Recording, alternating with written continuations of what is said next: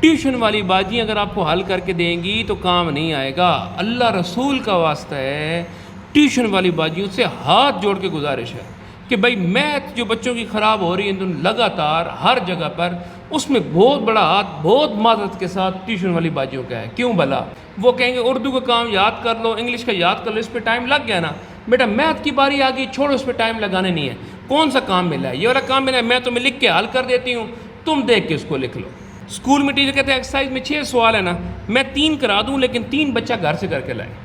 وہ 3 کس نے کہا کہ دیے؟ ٹیچر نے کہا کہ دیے۔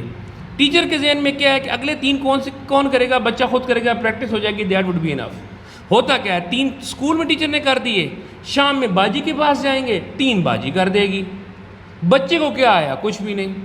یہ بہت بڑا مسئلہ ہے۔ میتھ تب آئے گا جب آپ لوگ خود کام کریں گے۔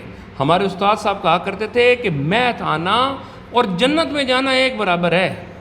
جنت میں جانے کے لیے ضروری ہوتا ہے نا کہ بندہ خود مرتا ہے تو جنت میں جاتا ہے۔